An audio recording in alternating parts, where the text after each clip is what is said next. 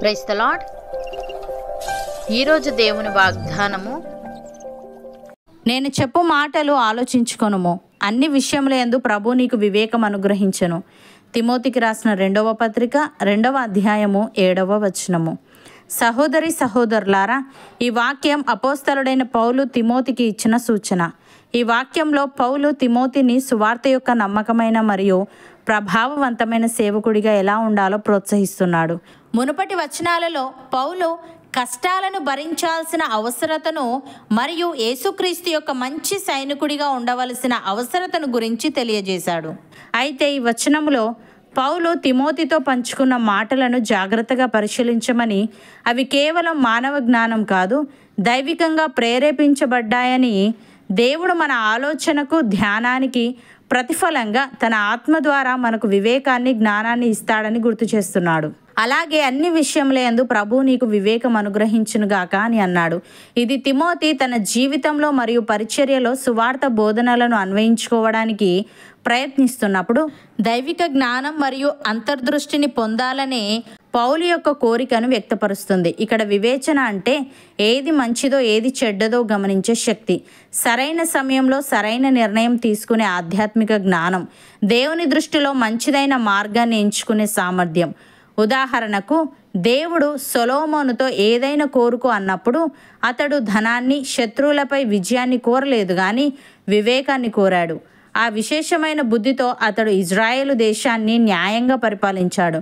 అలాగే మనం కూడా దేవుని వాక్యాన్ని ధ్యానించినప్పుడు మన జీవితంలో వస్తున్న కష్టాలు, సందేహాలు, నిర్ణయాల సందర్భాల్లో దేవుడు మనకు సరైన బోధనను, శాంతిని, వివేచనను ఇస్తాడు.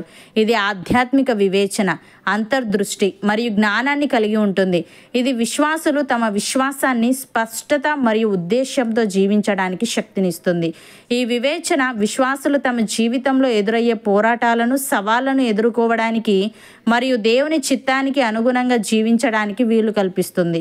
యేసయ్య ఈ విధంగా అంటున్నాడు, నేను మీతో చెప్పవలసినవి ఇంకను అనేక సంగతులు కలవు, కానీ ఇప్పుడు మీరు వాటిని సహింపలేరు. అయితే ఆయన అనగా సత్యస్వరూపి అయిన ఆత్మ వచ్చినప్పుడు మిమ్మును సర్వసత్యములోనికి నడిపించును. ఆయన తనంతట తానే ఏమీ బోధింపక వేటిని వినునో వాటిని బోధించి సంభవింపబోవు సంగతులను మీకు తెలియజేయును. ఆయన నా వాటిలోనివి తీసుకొని మీకు తెలియజేయును గనుక నన్ను మహిమపరచును. తండ్రికి కలిగినవన్నీ నావి, అందుచేత ఆయన నా వాటిలోనివి తీసుకొని మీకు తెలియజేయునని నేను చెప్పితిని. కొంచెము కాలమైన తర్వాత మీరిక నన్ను చూడరు, మరి కొంచెము కాలమునకు నన్ను చూచెదరని చెప్పెను. ప్రియులారా, ధనాపేక్ష లేనివారై మీకు కలిగి ఉన్న వాటితో తృప్తి పొంది ఉండుడి. నిన్ను ఏమాత్రమును విడువను, నిన్ను ఎన్నడూను ఎడబాయను అని ఆయనే చెప్పెను కదా. కాబట్టి ప్రభు నాకు సహాయుడు, నేను భయపడను, నరమాత్రుడు నాకేమి చేయగలడు అని మంచి ధైర్యంతో చెప్పగల వారమై ఉన్నాము. మీకు దేవుని వాక్యము బోధించి మీ పైన నాయకులుగా ఉన్నవారిని జ్ఞాపకము చేసుకొని వారి ప్రవర్తన ఫలమును శ్రద్ధగా తలంచుకొనుచు వారి విశ్వాసమును అనుసరించుడి. యేసుక్రీస్తు నిన్న నేడు ఒక్కటే రీతిగా ఉన్నాడు, అవును యుగయుగములకును ఒక్కటే రీతిగా ఉండును. యాకోబు భక్తుడు ఈ విధంగా అంటున్నాడు, మీ హృదయములలో సహింపనలవి కాని మత్సరమును, వివాదమును ఉంచుకొనిన వారైతే అతిశయపడవద్దు. సత్యమునకు విరోధముగా అబద్ధం ఆడవద్దు.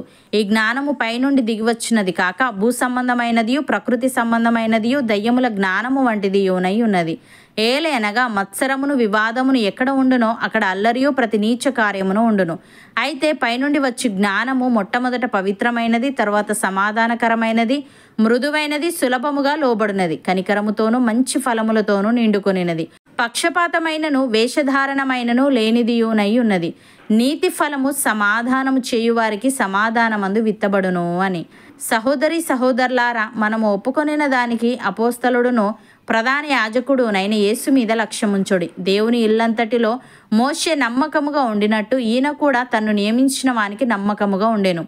ప్రతి ఇల్లును ఎవడైనా ఒకని చేత కట్టబడును, సమస్తమును కట్టినవాడు దేవుడే.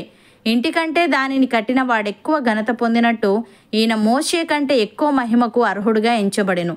ముందు చెప్పబో సంగతులకు సాక్షార్థముగా మోషే పరిచారకుడై ఉండి దేవుని ఇల్లంతటిలో నమ్మకముగా ఉండెను. అయితే క్రీస్తు కుమారుడై ఉండి ఆయన ఇంటి మీద నమ్మకముగా ఉన్నాడు. ధైర్యమును, నిరీక్షణ వలని ఉత్సాహమును తుదమట్టుకు స్థిరముగా చేపట్టిన ఎడల మనమే ఆయన ఇల్లు.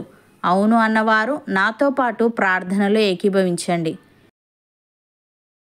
పరిశుద్ధుడా, ప్రేమగల తండ్రి, పౌలు తిమోతికి చెప్పిన మాటల ద్వారా నీవు మాకు తెలియజేసిన విషయాల్ని బట్టి నీకు స్తుతులు.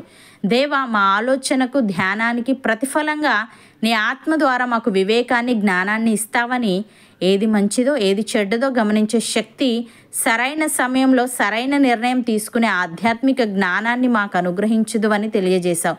తండ్రి, నీకు స్తుతులు.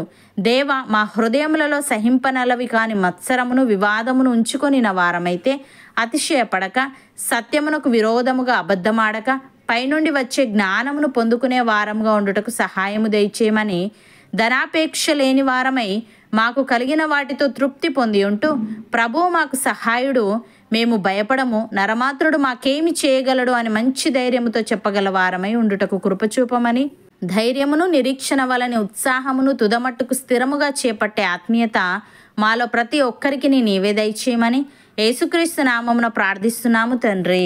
ఆమెన్.